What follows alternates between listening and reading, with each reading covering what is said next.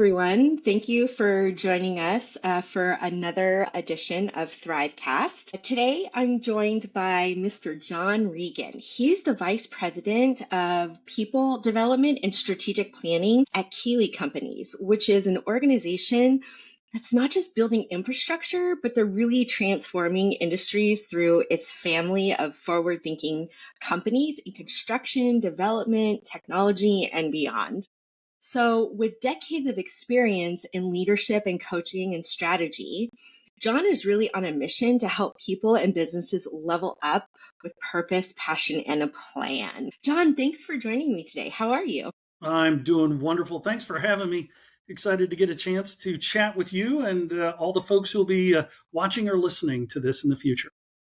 I love it. So tell me a little bit about Keeley Companies and what do you guys do? What is your key focus in the AEC industry? And I love it. Keeley Companies is a holding company for a larger enterprise.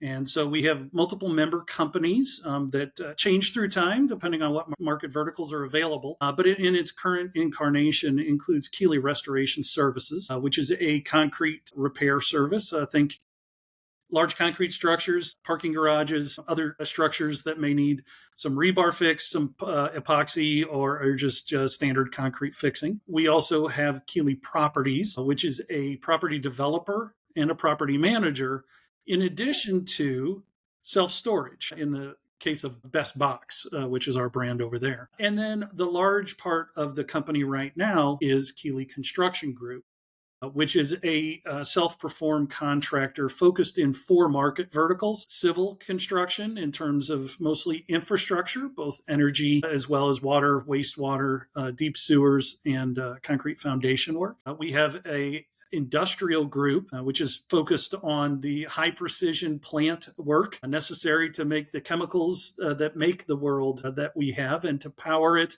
and transport both its power and its waste products away. And then we have a paving part of the company, actually, where we started back in 1975, that does paving in terms of, let's call it, parking lots or squares. So not road paving for the most part, maybe do a little bit on some homeowner associations. But I think your big box stores, distribution centers, warehouses, things like and then finally, a building group, a mixed commercial residential group that also focuses on financial facilities, credit unions, and banks. Large, larger company, I would consider us to be in the mid-size size of AEC industry, but obviously widely diversified both from a market vertical and a geography standpoint. We're doing So, 48 states. okay, so you're in all 48 states. So, didn't you guys recently expand your building and industrial operations into Phoenix? We did, yes. So started as a St. Louis regional player, and then yes, we've now expanded with a office presence, more of a home base locally, as opposed to saying, "Hey, we travel from St. Louis there." Yeah, Phoenix into Texas as well, the New Braunfels, Corpus Christi, Dallas areas, and then also Canton, Ohio, and Okay. in the Charlotte, North Carolina area.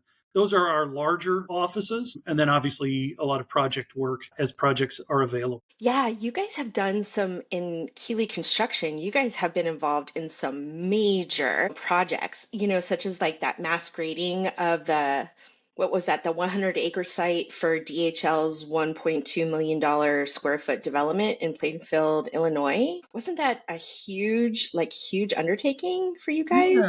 Yeah, and it's interesting because scaling is so widely diverse across the organization too. What may be large from a let's call it a cubic foot excavation standpoint might actually be normal for one of the other business groups. And so it's very interesting as we look at things. For example, we participated in a joint venture to build St. Louis's Major League Soccer Stadium. Cool. An incredible product, not only for us, but just for the region. Yeah. But that one was a huge self-perform job. So we had hundreds of people on the job for years. And then other things, yeah, to your point, Mass X, or some big concrete for some process plants in Illinois and Ohio, obviously in Texas. Everything's big in Texas. We helped produce the infrastructure for the crushers in one of the largest quarries in Texas that makes aggregate for the other contractors to be able to create the concrete that builds their project. So, yeah, we love being in the infrastructure side of things, helping keep the pieces that make the pieces come together to be able to build. So you're kind of the people person. You're the guy that really kind of makes sure that like all of these companies and all of your employees are succinct in your mission and your vision and what it is you guys are talking about to the general public, right? Yeah, so we have a couple of different, let's call them functional areas within the company. So I fall in the people operations team, which does include human resources. We've expanded the scope to include also talent acquisition, people development, and then onboarding. As you might expect with a large craft presence, a lot of orientation and onboarding going on. But then also, of course, we have an incredible marketing team. And then, yes, from the strategic planning side of things, making sure that we are aligned in lockstep with what has to happen this year for the company to be a success, casting vision for each of the 3 year groups through their market assessment plans. What could 3 years look like realistically? And then at the company and board level, dreaming at what does 5 years for us look like, and then making it happen. And that process, we call it, of course, the Keeley Way, because we're the Keeley Yeah. Companies, but having that operationalized up and down through the organization, all the way from the front line up into including the C suite and our board of directors, so that we all know what the score is and we know what game we're playing and we know how to win. And that has been a huge differentiator for us. That's amazing. So I want to talk a little bit about the Keeley Way because I would imagine that you are really trying to ensure that your strategic planning remains dynamic and adaptable in really a rapidly changing industry. So how do you make sure that the mission and the vision of the Keeley Way is kind of maintained throughout all of your employees and all of your divisions? Yeah, it's a great question. It's uh, our original strategic consultant, her name was Jan Teresi Mokwa, really started this process for us in 2016. I'm sorry, 2006. It's been a while. Time flies when you're It having fun. does, yeah. I joined in 2016, but when we started this process, really looking at it was built on the foundation of things that you would see in Franklin Covey's work. Oh yeah. Jan was a huge proponent of the original Stephen Covey, Dr. And of course, he actually gave her a note on the inside of her book, right? So it's kind of cool to open it and see Dr. Covey gives part of the kudos to the book. But really, Yeah. what she focused on was it's got to be both a process and a people blended together. And her company was called Congruence for that name. Like you have to both. It's a both and. It's not an either or. And without both, it doesn't happen. And so while we have an incredible system that includes cadence at the weekly, monthly, quarterly, semi-annual, and annual horizon, we also scale within the organization. This is a cultural thing, and we keep it out of, honestly, love and admiration for Jan. She was tragically passed away in 2018 in a car accident. But when we started, the first round of folks that were the senior level folks came down on the first day. And then the next level came down on the second day. And so we called it day one leadership and day two leadership. We're now to almost day four level leadership. So as we've scaled, we've kept that model, again, just because she meant so much to us, but it's including everyone so that not only are you scaling horizon wise, vertically, but also depth to make sure that everyone in the organization knows. And it's just being intentional about that cadence. You mentioned mission and values. Yeah. We just revisited those. We do it roughly every 2 years. Like, hey, is this who we are? As Yeah. we scale, it's a question you have to ask: is this who we want to be? Yeah. And we just did we had a feedback from roughly 285 leaders, and we clarified our vision at the construction level. Our values spelled out pride, people, I love respect, that. integrity, discipline, and empowerment. And we put some real definition to what does it mean when we say people. So, hey, we're a high performing company that puts people at the forefront of everything we do. Oh, now that's something I can get behind. And it's Yeah.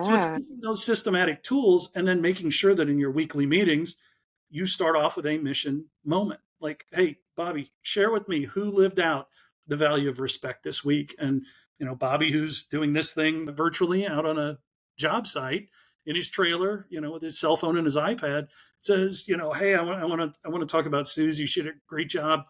We had a customer that came on site, was struggling because it was muddy, and they, threw down some rock and helped them. Like, it's just not an easy process because you have to keep it in front and model that behavior. Yeah, that's really important. But I think what is really crucial and what you mentioned was that your staff are really bought off on it, right? They believe in the mission and the vision and the values because really from a marketing perspective, they are your spokespeople. They are Mhm. the people on the front lines.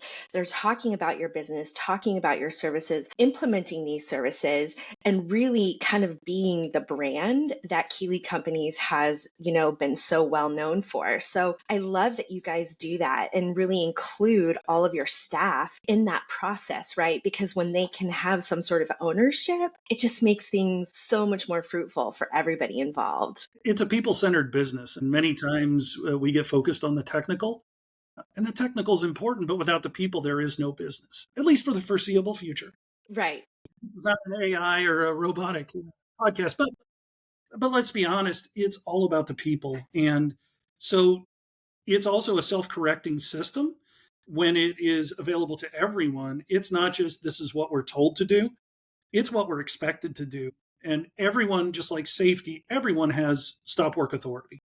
And if you see somebody that's not doing certainly something safe from a physical standpoint, but even from a value standpoint, it's expected you call somebody out on it. And that's part of our culture is we embraced, and I guess this is a model that Jan taught us, this model of the plus delta feedback. It's based loosely on Marshall Goldsmith's what got you here won't get you there, the feed forward model. But Okay. we give people plus feedback all the time, like, hey, you did great. But then we also give them delta feedback. And delta being, obviously, for our AE folks, the Greek letter looks like a triangle, right? Delta, and its pure meaning in math is change. So we're not saying you did bad. We're just saying change and be better. And that's a really good, obviously, from a psychological standpoint, that is a psychologically safe way to give feedback. Hey, I'm not saying you did a bad thing, but if you changed, it could be even better. And that's in the fabric of the company because we live it. And when someone challenges us, we accept it because we know it's for the better of the organization, not as an ego or a power trip or something. So have you seen an increase in employee retention and engagement due to these cultural initiatives that you were working on? Um, so this is a loaded question. The answer is no, because Interesting. it's super high already and it's not going down. Yes, but we don't have the data from previous to this. So because we've scaled so quickly, going from, I want to say we were roughly 100 team members in 2015 to now close to 2,300, obviously fluctuating depending on projects. But we've always had super high retention because this was a part of our DNA. So we have nothing to compare against, but we don't see the numbers changing significantly as we've been scaling. So percentage wise, and it's right where it's been. And that's really it's a strong statement to the efficacy of the process. Yeah. So industry wide, based on doing all of these podcasts, one of the things that's common across the entire industry is retention and growth and being able to find the right talent. How does Keeley market its culture externally to really attract that top talent and new business for the company? Yeah, at maximum volume and as many channels as we possibly can simultaneously, right? Yeah, it look, this is the challenge. Yeah. People, sadly, the way that things had been for the previous 25 years, the AE industry was a slow burn, but the C disappeared. And so now we are all feeling the pain of not enough talented humans to drive our businesses. Yeah. And so we pull the stops out. The talent acquisition team is fully engaged at the collegiate and even now the high school level to make sure that we're showing value and offering the opportunity that exists in the industry, but then leveraging every technology tool that we have available, including the new ones. AI is our friend. Yeah. Whether we agree or not, it is here. The genie is out. Pandora ain't going back in that box.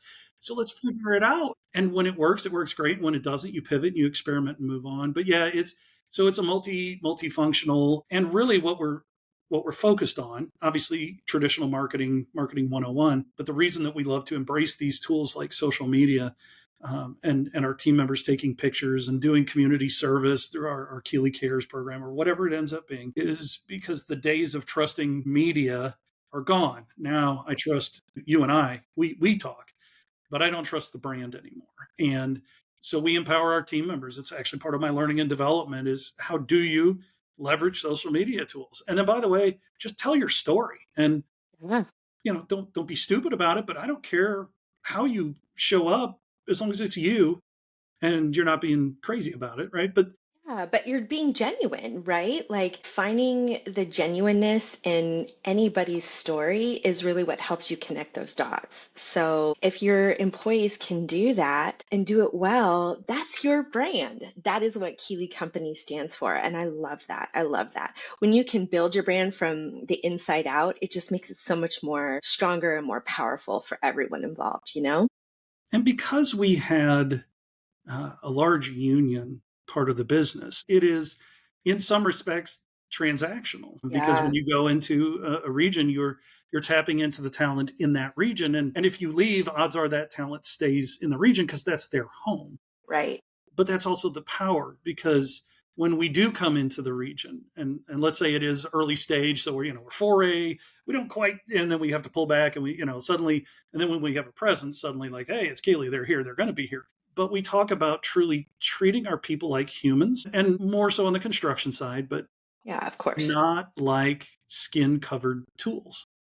And that's sadly what had happened in the past. It was a commodity. You treated your people like you could just throw them away at the end of a duration. And we took the opposite approach. And since day one, our founder, Larry, and Larry's still here, actually, he just sailed by my office a few minutes ago. We have a happy hour going on, asphalt paving associations in town.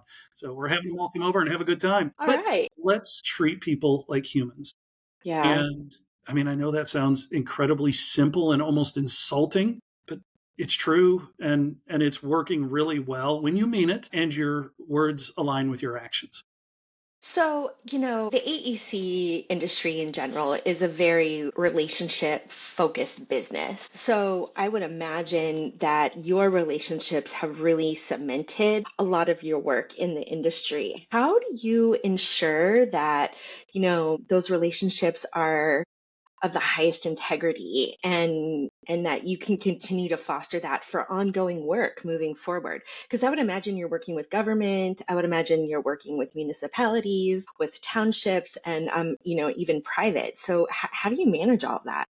Yeah, well, I don't. That's the good news. But all of our people do individually. And that's really where having that focus on a value. So, obviously, integrity being one of our values. What does integrity look like? And doing training to that, talking about hard conversations, which, great book, by the way, and negotiating. I mean, this is the reality of the business, and negotiating, not a bad thing. Let's talk about how can we be better? I need this, you need that. Well, let's talk, and not looking at it as it's a fight. When done well, it's not. But having those conversations up front, equipping your people, but then setting the expectation and on occasion, firing a customer. If they're not behaving with integrity, we will opt out or all the other tools like, hey, we just raise our rates until we're no longer going to get the work. Or if we do get the Peaceful, work, it's worth it, right, to put up with it, right? right? But we really believe that you should not work with people that don't align with your mission and values. And then it becomes less about integrity and more about true partnership and stickiness. And that does get to and speaks to our success. We look at long term partnerships. We have been doing work with a large chemical manufacturer here in the St. Louis region since 1975. Oh, wow. Yeah. And we still do because we treat each other with integrity.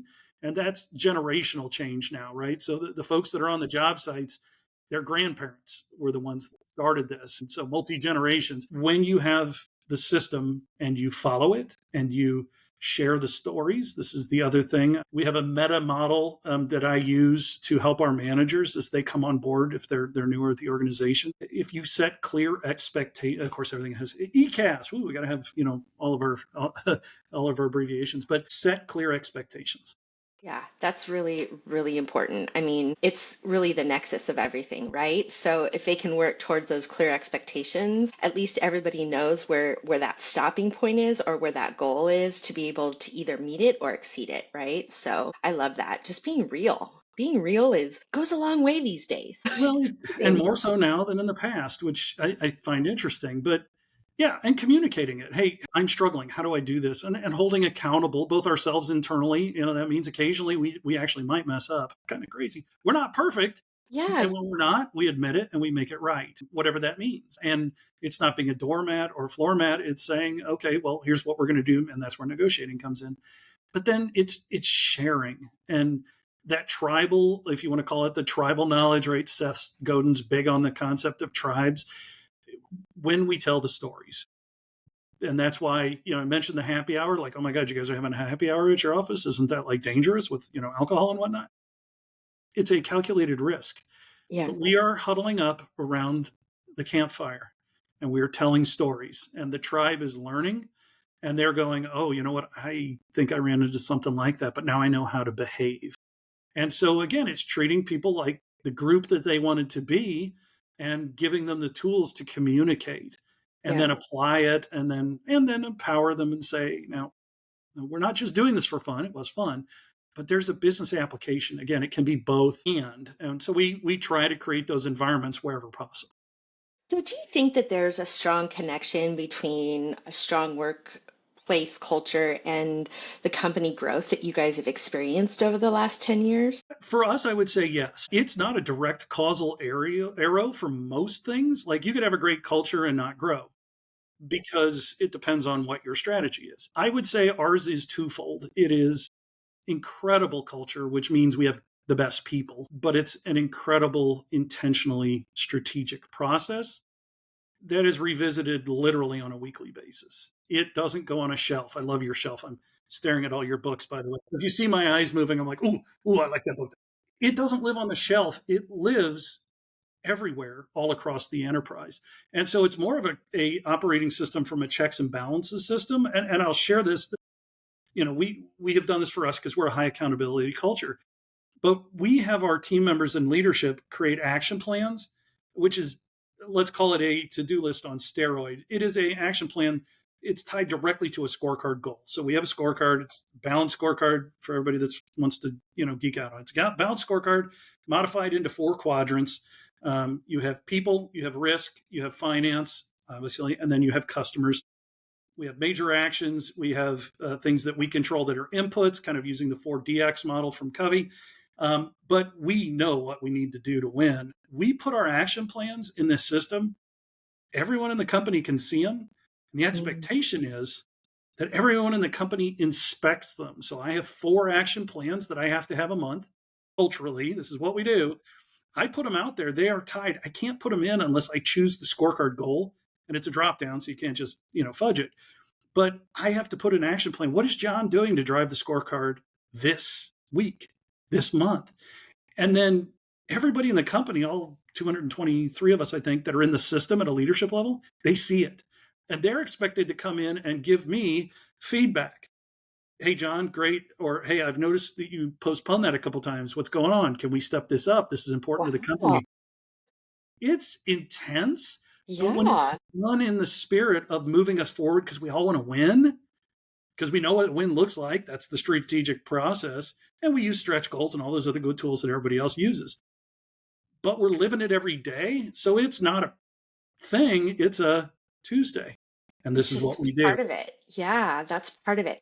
That's incredible. That is a high level of accountability and like just being present in your everyday space. That's crazy. So It do is. people feel intimidated by that, or is it just because it's a natural thing, people just get used to it? Oh, no, it's totally intimidating. I mean, Imagine. when the CEO looks in and sees what somebody like a project manager is doing something, yeah, Yeah. that's definitely, and you get feedback from the CEO, it's intimidating. Yeah. It is, but it's also what we use as a way to show that, hey, like we're entrusting you and you are so important that we do want the CEO or the president or a VP or whatever the level or your peers to see it.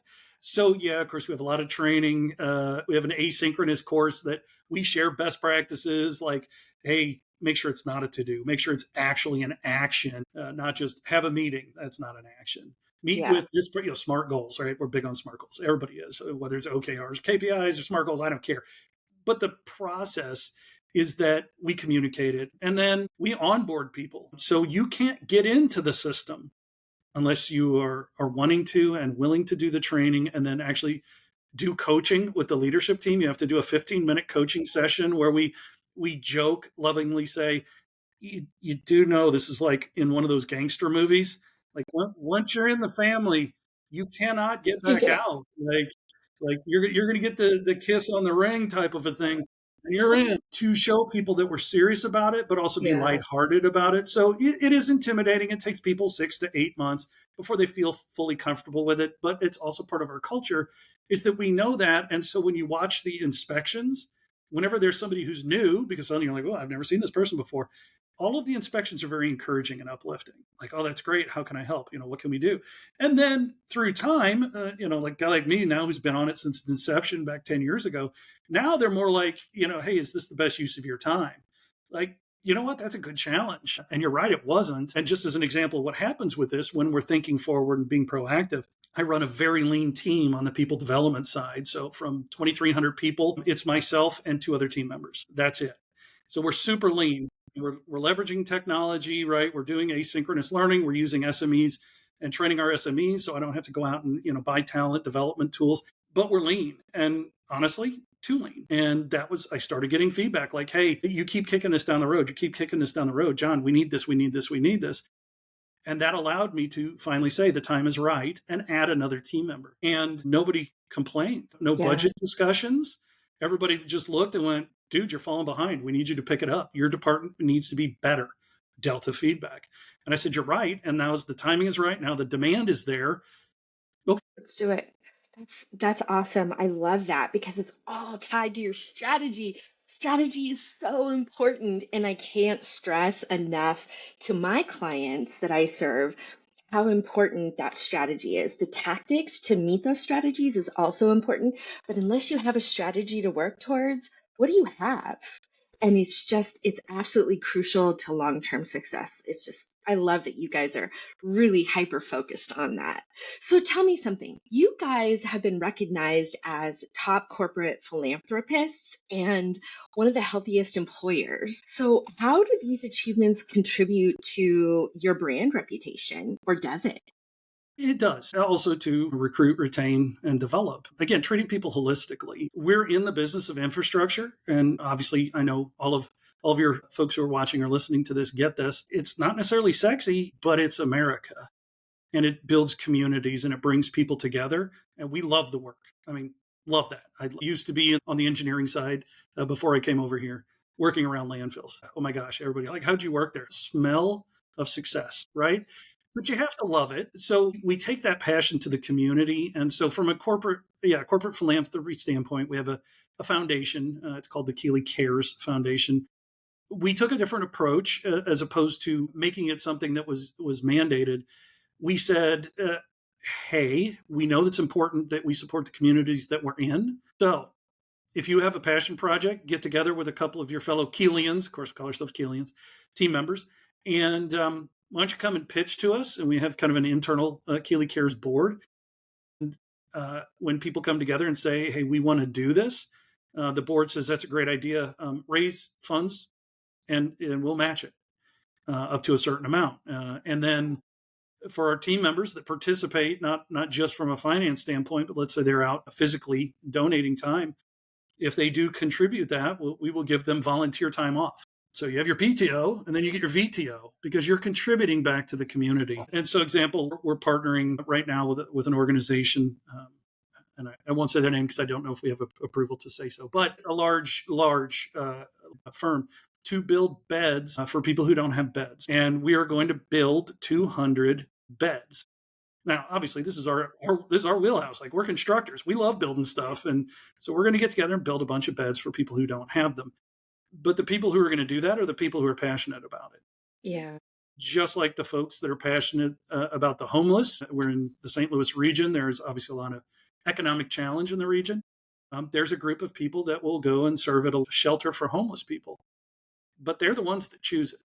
Yeah. The organization doesn't. And that was really empowering. That was the vision of our CEO and his wife, really empowering us to go out and impact the communities, and then being the spark that gets the engine going by using the finances. And especially during COVID, we did a lot of food that we were providing to people. I mean, it was a tragic time, right, for everybody.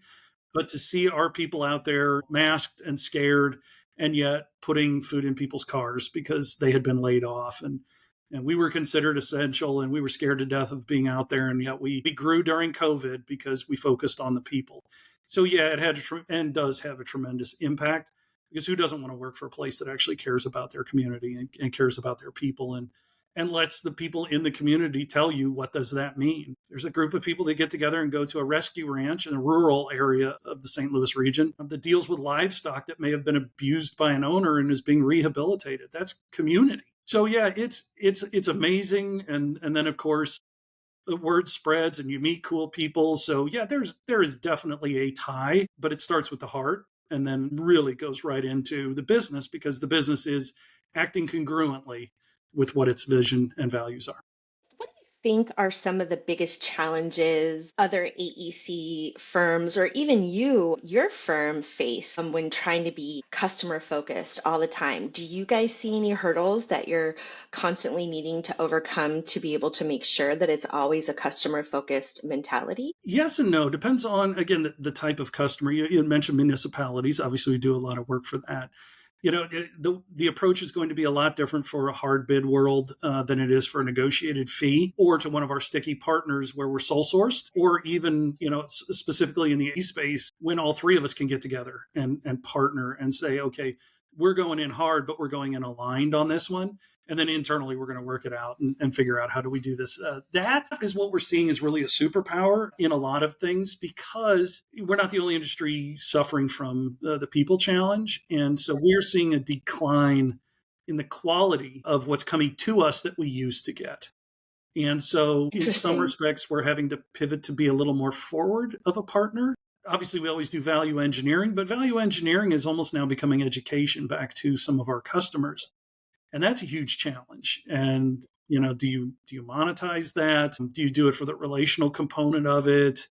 You deal with sourcing. It seems like every 3 to 5 years, sourcing goes from nationwide to regional to local and then back again as leadership changes in a large organization. So we'll work for nationwide companies, and suddenly they're going to let the store owner make the decision, and then it's a regional decision, and then it's national sourcing, and you have to pivot every single time. So suddenly you're, oh man, didn't we just go through this? Oh, and then we're going to use a new platform. Great, now it's Oracle instead of whatever it was. It's a Yeah. challenge. But it's staying focused on, okay, what's the end result, and realizing there's going to be those people. I always say this, like, faces stay the same, but business cards change, Yeah.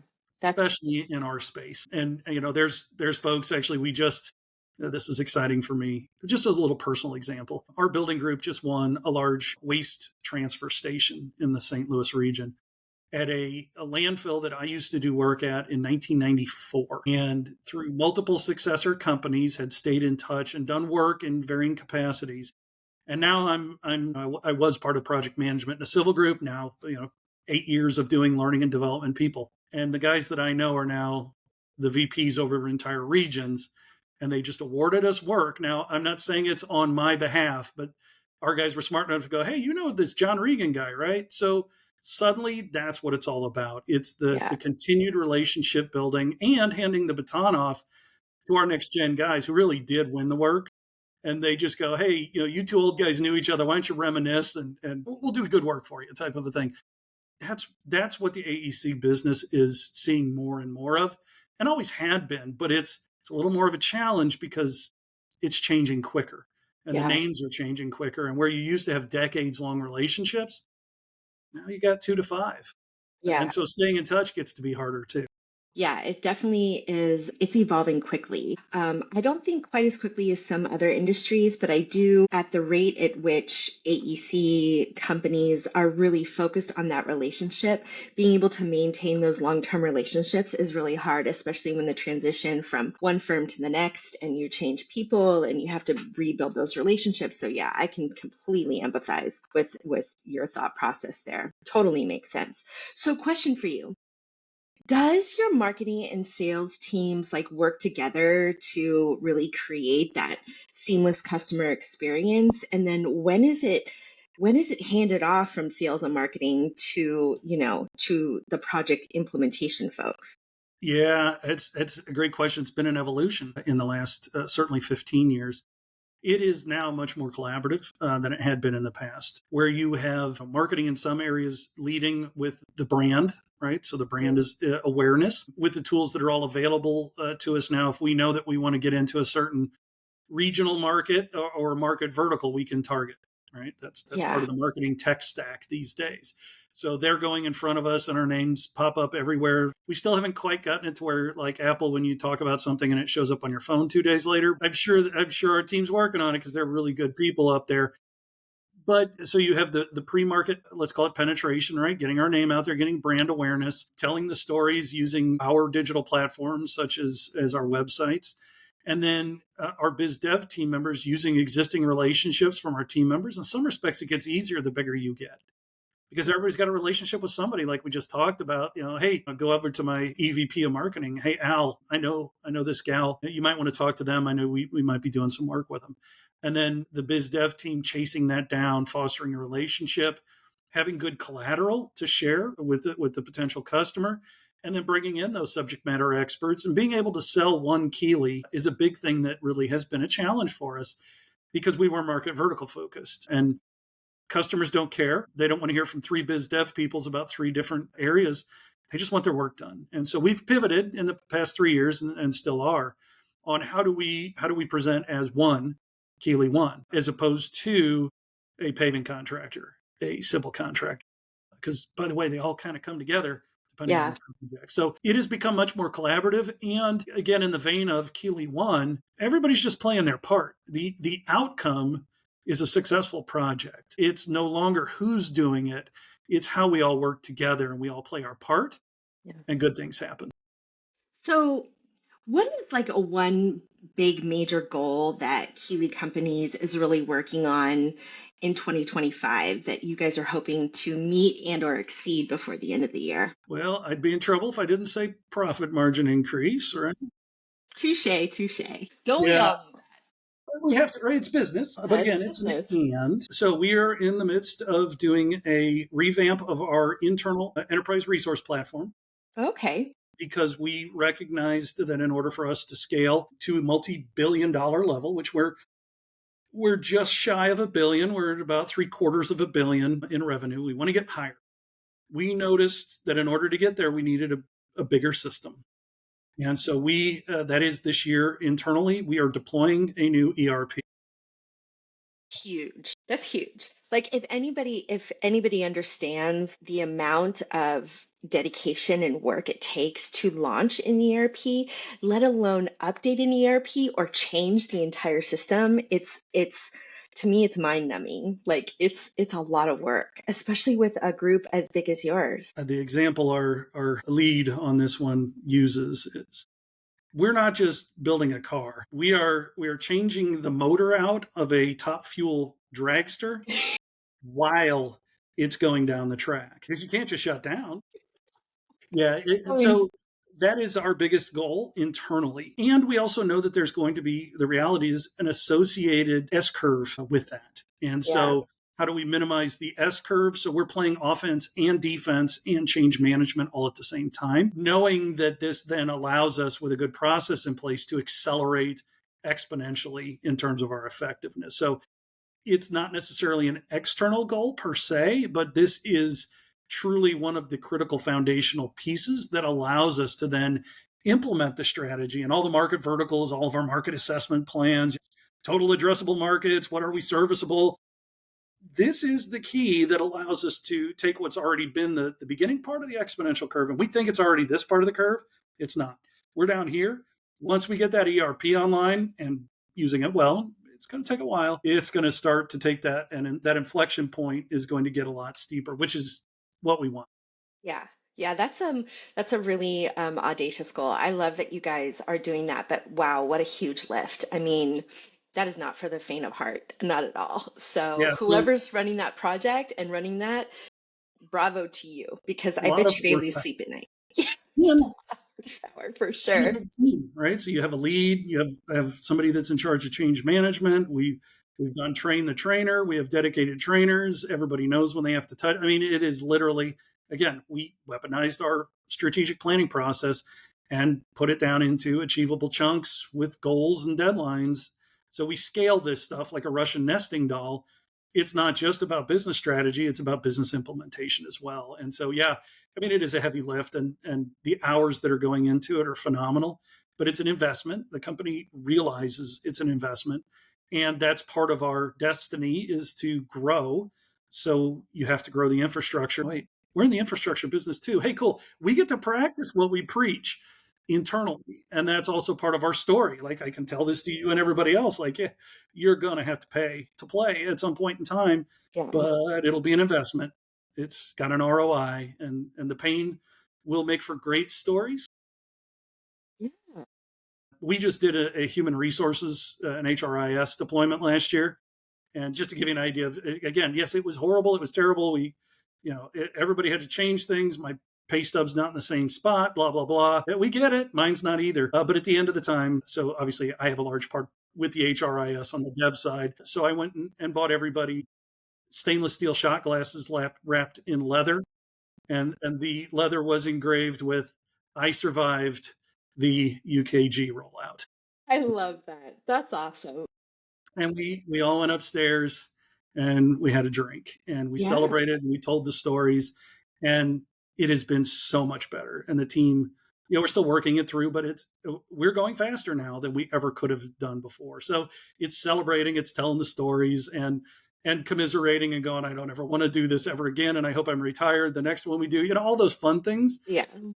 Work hard, Yeah. play hard, right? Treat each other like humans. That's how it goes, and growth sometimes is painful, but it also is very rewarding. So I can definitely see that. So what is one parting message that you want to leave our listeners and our viewers about Keeley Companies that, they should never forget? Oh, so many good messages you can share. Always be an investor in people. It is the only thing that differentiates. There is no company without your people. And when you look at that, it should be fun. It should be accountable. It should be a team environment where people love to come and spend time with each other, but invest in your people. And the outsized returns are very hard to quantify, but they're there, and we Yeah. all know they're there. So don't pretend they're not, Yeah, they are. but do it with a strategy. The other thing that I would say is build some form of accountability to ensure, and these are three that are near and dear to what we do. What is the minimum effective dose? If you don't need a high-end sports car, don't build one. Right. Build a daily driver. But what's effective? What is that? The minimum effective dose. Don't take 3 aspirin when one will do. The second thing is always be looking at how do you increase leverage, because that is what our customers want. They need better leverage. And then the last thing, kind of tied together closely to the last, is reduce friction. Mm. That's a tough one, but I love it. And with your level of transparency that you seem to make sure that is resonated throughout your company, I bet you that's a lot easier to manage.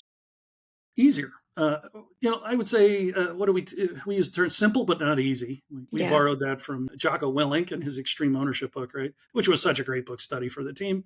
Everybody could resonate with that being in construction, kind of fit Yeah. the ethos. This is all very simple, but it is not incredibly easy to implement unless you have a high trust culture, a high accountability culture, and a high performing culture. We do have turnover, we do have retention, but it's mostly self selected because it is a lot of work. It requires vulnerability. It requires long hours on, project level and things like that. But being clear about it up front. And I know I'm not the only one that does this, but when you're having an interview with somebody and I only get to sit in on the senior ones these days, is just looking the person in the eye and going, hey, look, at the end of the day, if it's not 100%, if it is not a hell yes, say no, because you as a human deserve the best.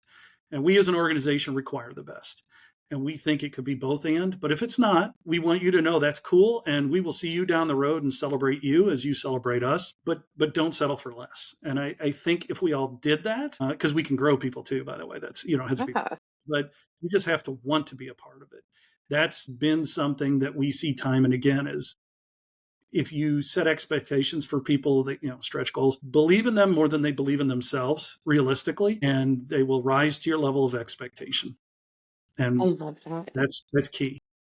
So what is your web address where they can find your companies? Because I know you have multiple. So is there one universal that will get you to all of them?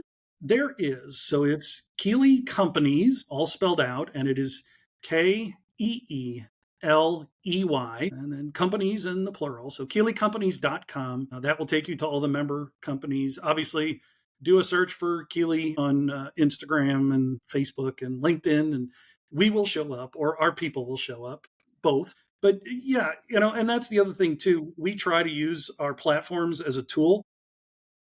Yeah. It's out there, folks. Feel free to steal it. It's called R&D.